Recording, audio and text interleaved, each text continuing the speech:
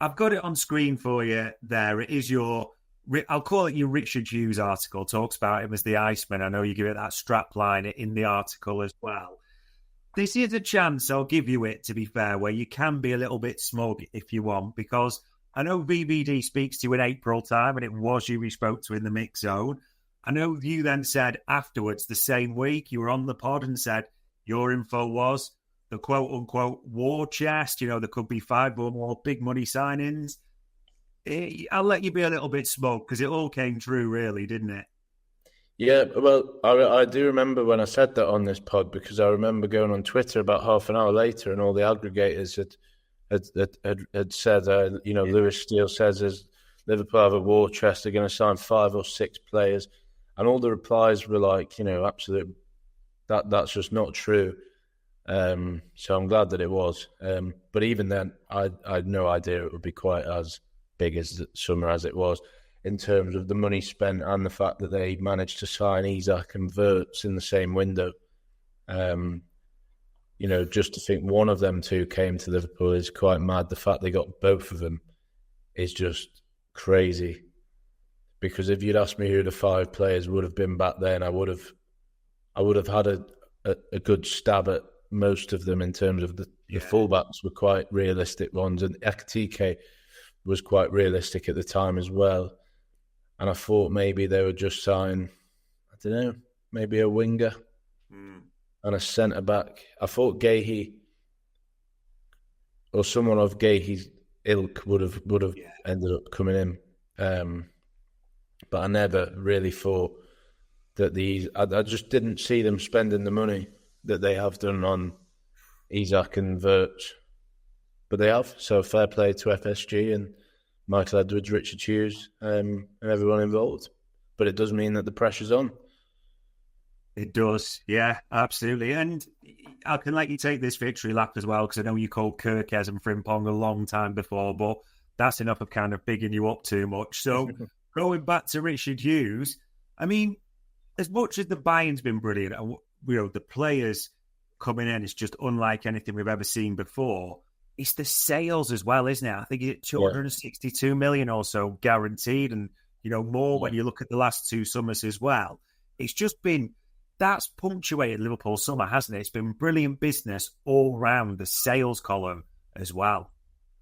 Yeah, and it's not as exciting for the fans to see sales.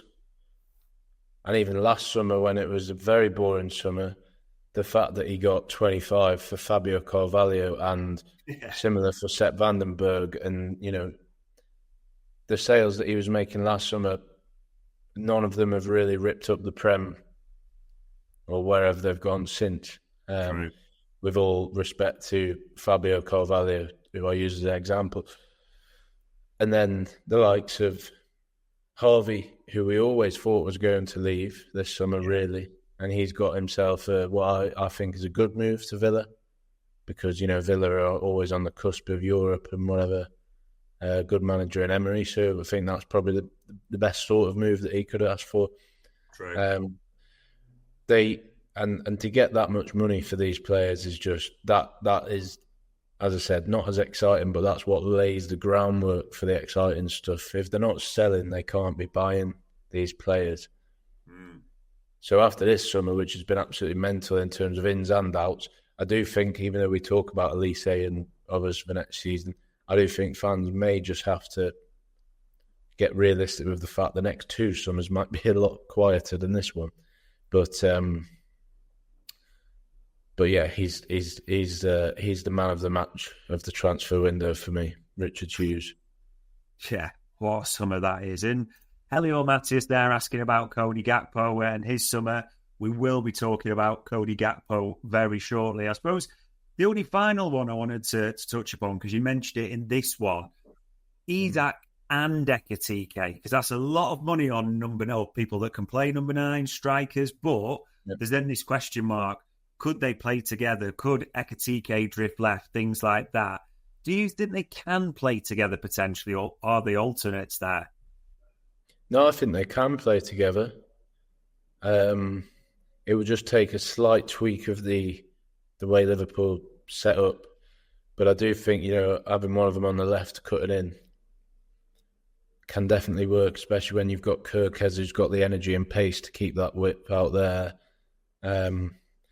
Because if you look at different Premier League clubs, João Pedro and Delap play together for Chelsea. Right. That works fine.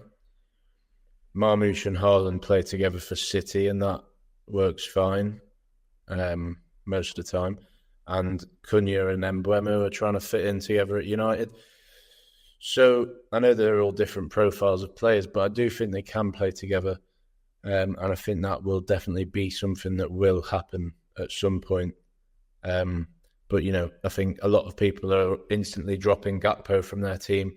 Cody will have a thing or two to say about that. But the best thing for Liverpool's title win last season was if it was a tight game on 60 minutes, Slot would throw on 2 or 3 attackers. Yeah. And in the first few games of this season, even though Chiesa and Rio won games off the bench, you just got the feeling he didn't trust either of them to come on until like the 80th minute. Yeah, late. So now, whoever doesn't play, Gakpo coming on after 60 minutes, or Rio or Chiesa, it's the good subs to have. So, as I say, I wouldn't expect too much from Isak too soon, based on the fact he's not played for 3 or 4 months. But it will be exciting to see him getting up to full fitness. It will. It will be interesting to see. And this is the only question you kind of avoided last time on the panel. You probably forgot about it when I was asking you about mix zone and who you were hoping to get. Yeah. Now that you know who's in the squad and who's gone and what everyone's doing, who do you want to staffle in the mix zone next? I mean, it's got to be Isak. Because of what's happened this summer with the saga, whatever he says is back page, up top of the website news, isn't it? Yeah. It would be nice to just get his full opinion and thoughts on what actually happened in the saga, who made him promises. Yeah. Does he regret the fact that he basically had to ruin his reputation to get the move? Or is that Newcastle's fault? It'd be good to ask him those sorts of questions. And then, it'd be nice to speak to Mo Salah once in a while as well. And Robbo's always a good speaker as well. Not spoke to him this season, but I saw he did Scotland press yesterday. But be nice to speak to Robbo because he's a good guy. It'd be nice to ask him how close he actually was to that move to Atletico, because that nearly happened as well. That's what I forgot to mention a minute ago, but that was quite close to happening, I think. But he's still there and he's the vice captain, and I think that is a good decision.